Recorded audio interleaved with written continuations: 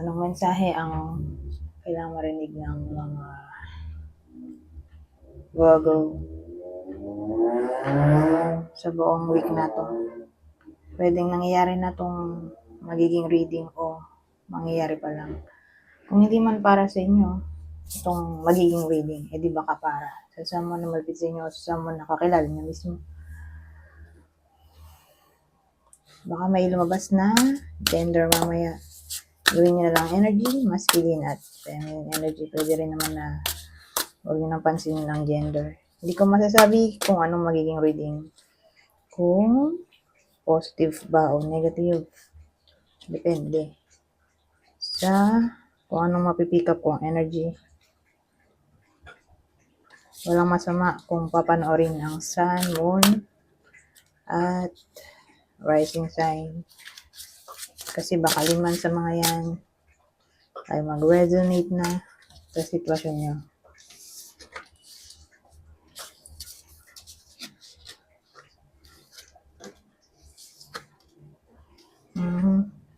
Sa dalawa tao, energy na lang sila lahat.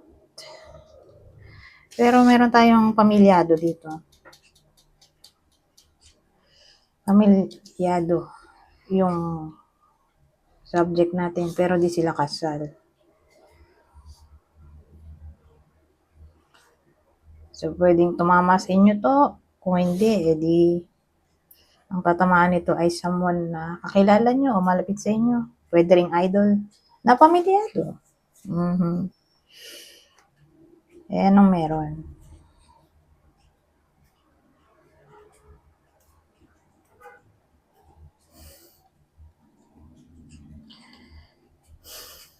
So, hindi to kasal pamilyado di kasal. I-clarify ko nga to. Dito tayo sa 8 of Cups. Anong meron sa kanya? Bago tayo dumaretso dito. Sa Queen of Pentacles.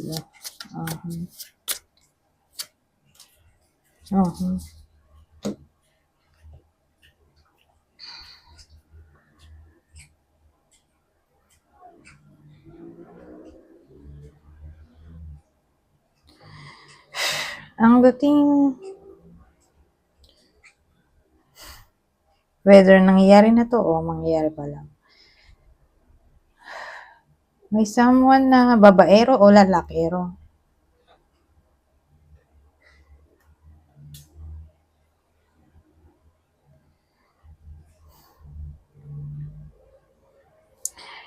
Kaya lang medyo konflikto dito. Kasi ito hindi pa nag-iwalay. Ito nag-iwalay.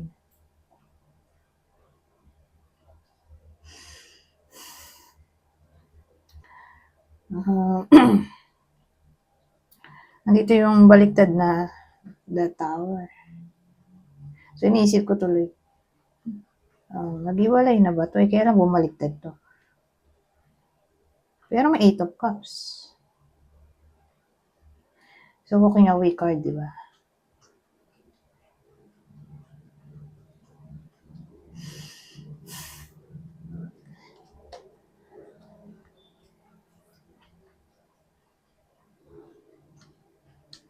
So, ang dating sa akin,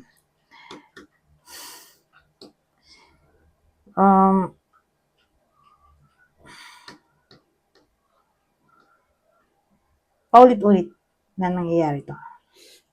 O hindi makaalis. Nagmukha na tong 8 of Cups natin. Nagmukha na siyang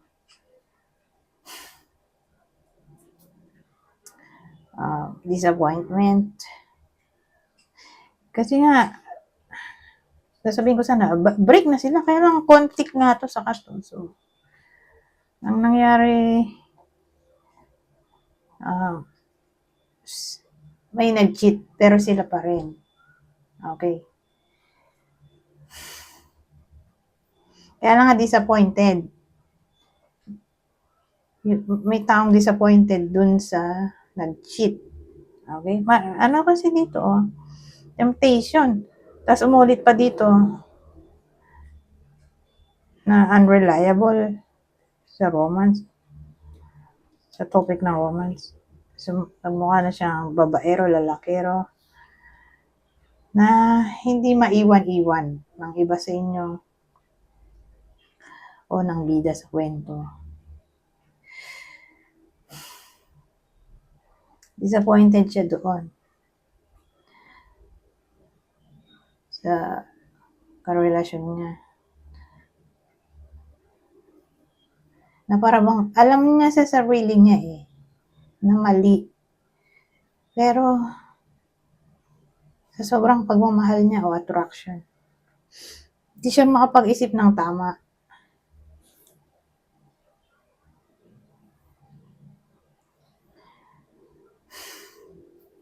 Ganun ang dating. Nasa process pa rin siya ng soul searching,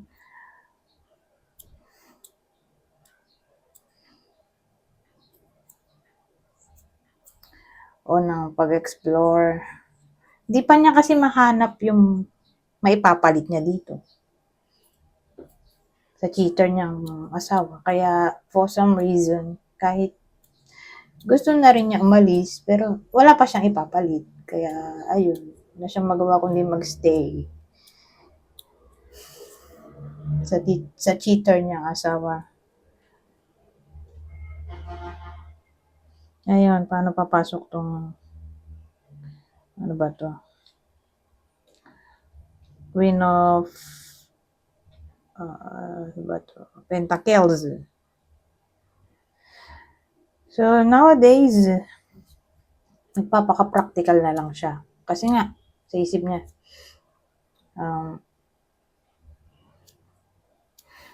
wala siyang ibang choice.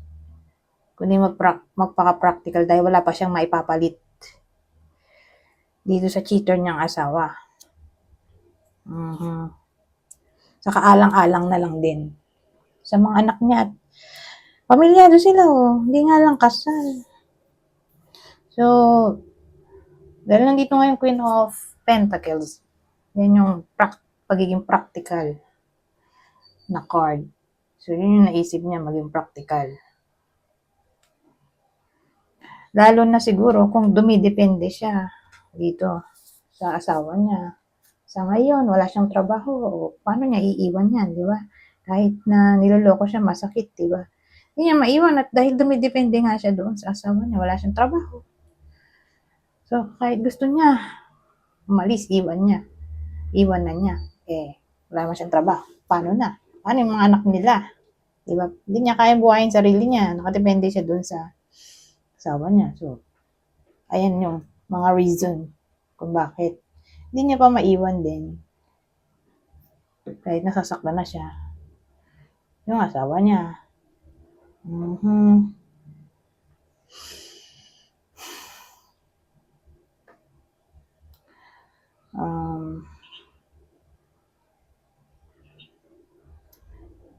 So, yun. Inisip na lang niya yung mga anak niya. Hindi na niya inisip ang sarili niya. So, sa ganitong sitwasyon o nowadays, iniisip na lang niya yung kapakanan ng mga anak niya kaysa sa sarili niya. Mahalaga na safe sila. Mahalaga na may makakain pa rin sila. Mahalaga na mapagpatuloy pa rin ng mga anak ang kanilang school. Yan niisip niya. Ang kapakanan ng mga anak niya. Ngayon, nandito tong Page of Swords natin. Yan yung spy card.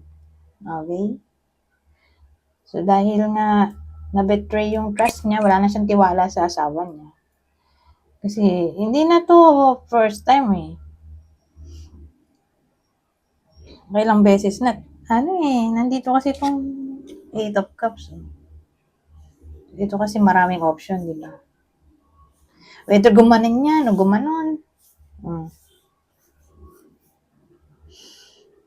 Wala pa rin siya sa tamang wisyo. Kahit dito nakalagay, desire, lust, vanity, wrath, temptation, destruction, disarray. Dito nga, daydreams, illusion, choices, fantasy, loss of control, escapism, promised, unfilled. So, parang walang sinabing maganda kahit bumaliktad siya. Pero kasi sa case na to, kaya lang naman ng babae yung panandalalaki yung cheater dito. Dahil sa last. Ewan ko, siguro yung hinahanap niya. Last. Hindi siya siguro satisfied sa kama. Ewan ko. But anyways, yun ang dating dito. I-spy yung babae o yung lalaki. Yung nanay o tatay dito. Kasi hindi natin masabi kung sino yung bida kung babae o lalaki. Dahil wala tayong description ng bida. Dahil ito naman, meron sana. Dumalwa yung tao kasi court card natin sana yung bida Dumalwa Mahirap kasi kung isa-isahin ko pa yan. Tatagal ako lalo. So, naging energy sila pareho. Ito lang yung naging natin, subject. Pamilyado, di kasal. Pero hindi natin masabi kung babae o lalaki. But anyways,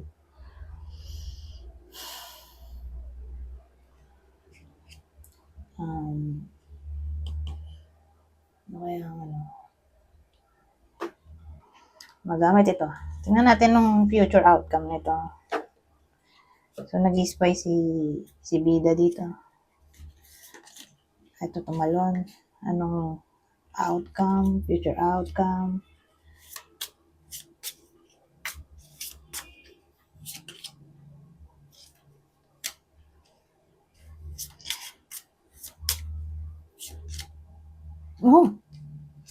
Coffee ng dulo. Pero tingnan natin anong maisip ko dyan.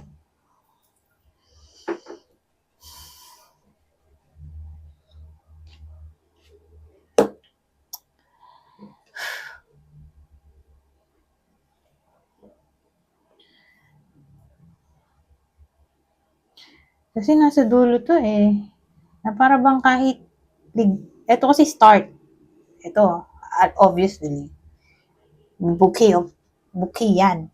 So, flowers, di ba? Automatic, okay, nakalagay naman flowers. Nililigawan niya. Yun yung suhol o ano ba tawag doon? Bribe o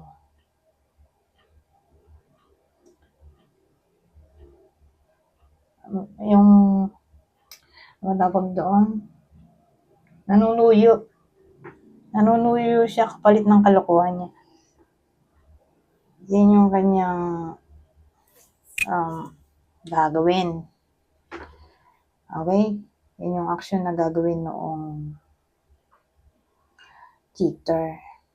Kasi nga alam niya sa sarili niya na hindi na masaya yung partner niya dahil sa kalokohan niya.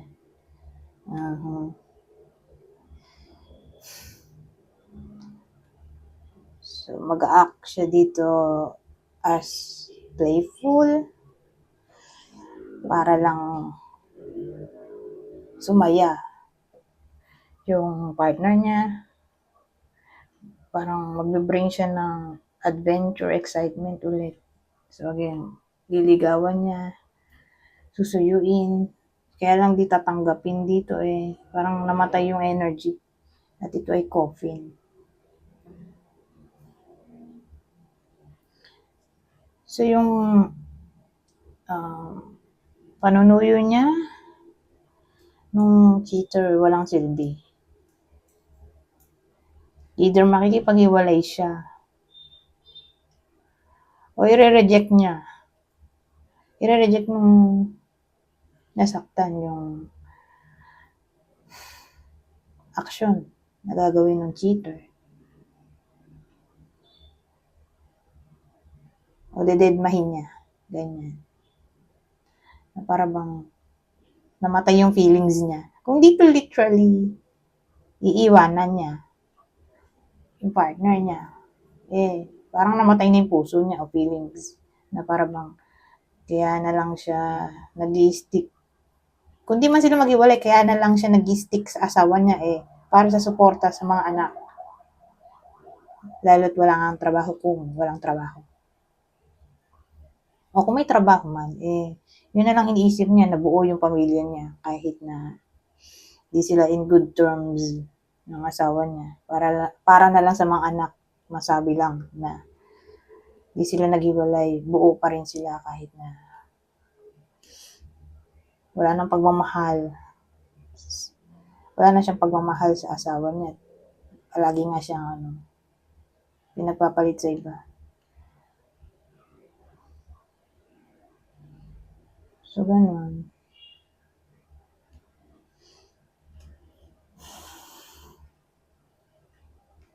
Advice. Ito magandang advice to. May mga advice dito nakalagay. So, kunin nyo na lang yung info na sa tingin nyo fit sa sitwasyon nyo. Bibigay ako dito ng tatlong advice. Babasahin ko na lang para mabilis. Saka madali lang na maintindihin to. Sabi. Teka. Linisin ko muna tong lens. Mukhang madilim. Mukhang malabo. Ayan. So, ulitin ko. Ito yung advice. Feel your grief, but know that things will get better. Magandang advice yun. Ito. Pata tayo.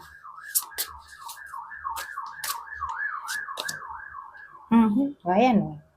Make your decision and take action with confidence.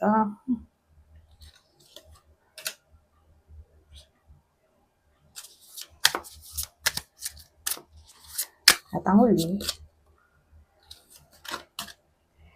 ano to?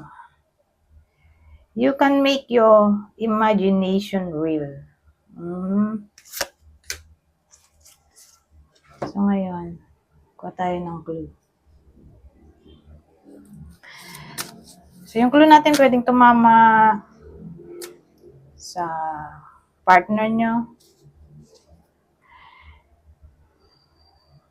Ngayon, kung di tumama, edi mamaya, kukuha rin tayo ng clue para sa ibang tao. Baka sa kanila tumama itong reading. Okay? So ito yung partner ng Virgo sa kwento na to. Na maaaring tamaan ng reading na to.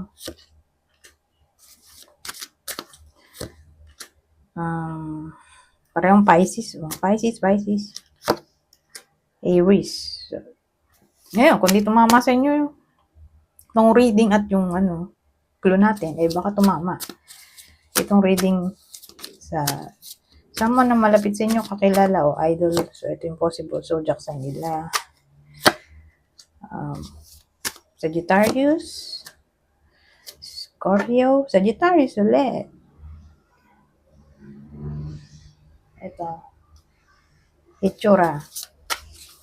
So, yung clue natin, same instruction, kung di tumama sa inyo, di baka tumama sa someone na malapit sa inyo, kakilala o idol. Kunin nyo lang yung clue na sa tingin nyo fit sa sitwasyon nyo o sa kakilala nyo. Black o African American. So, kung dito literally ganyan, Black o African American, baka nasa Africa o America. May someone na nasa Africa o America o kung di ganun ay baka maitim. Okay, yung balat ng isa sa tao sa kwento.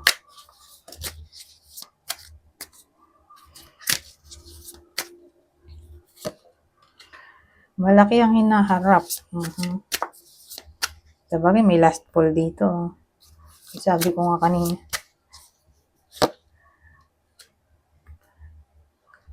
Baka to gusto. Anyways, ito, freckles o pekas. May someone na may pekas. At ito, markings. So, may someone na may marka. May mga marka. Eh, baka tattoo yan. May mga marka sa katawan. So, tattoo, balat, nunal, taling. Anything na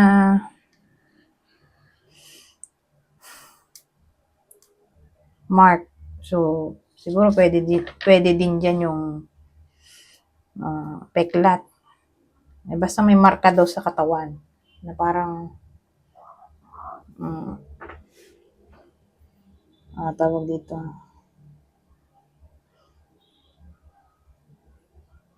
Pang-identify sa sarili. Ewan ko, ano ba yan? Basta markings na lang. Anyways, magagamit ko pa ba ito? Oras na. So, 21 minutes na. Sige na nga, isang spread lang. Tayo isang spread bago tayo magtuloy sa huling day.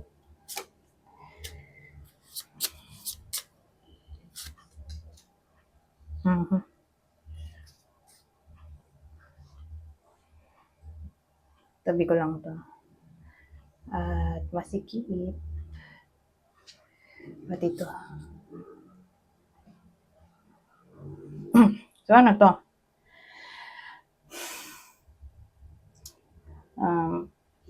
Iba to ha. Hindi siya magkadikit. Ibang senaryo to ha. So, sa case na to, may stress yung iba sa inyo. Saan nanggaling yung stress? Dito. So, may nanliligaw doon, no? Baka may manligaw sa iba sa inyo, tapos di nyo type. O baka kayo yung manligaw sa crush nyo, tapos hindi kayo type. Parang may inis kayo, may stress. Ganon yung feeling. Na parang frustrated. O sabihin natin may ex na gustong bumalik pero ayaw nyo na. O kayo yung bumabalik sa ex nyo pero ayaw sa inyo. So, case-to-case basis. Kasi may ano dito, ligawan. Attraction. Ngayon, sabihin natin in a relationship naman kayo. Hindi nga kayo interesado sa mga ex. Halimbawa, in a relationship. So, for some reason, mabubwisit kayo sa karelasyon nyo. Okay? Siguro dahil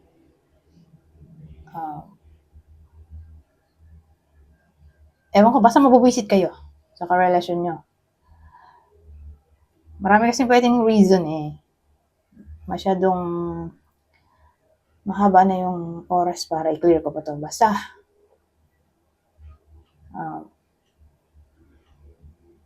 ganun yung dating. May inis. May stress sa karelasyon for some reason.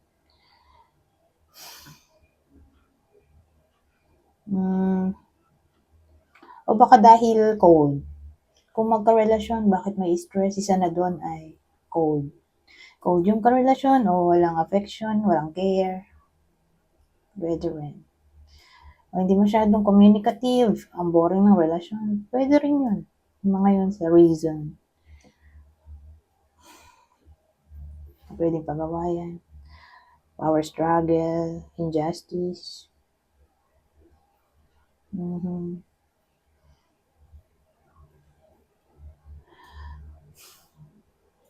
Anyways, punta na tayo dito. Ito na yung last deck natin. Kunin nyo lang yung info na sa tingin nyo fit sa inyo. General advice na to for the whole week. Okay? Huwag ko dito ng 3. Babasahin ko na lang.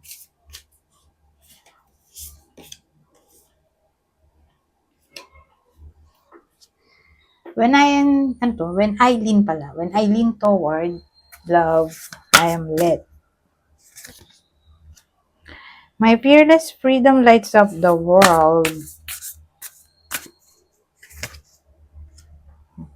So, my outer experiences are a reflection of my internal condition. Anyways, hanggang dito na lang. Goodbye. For now.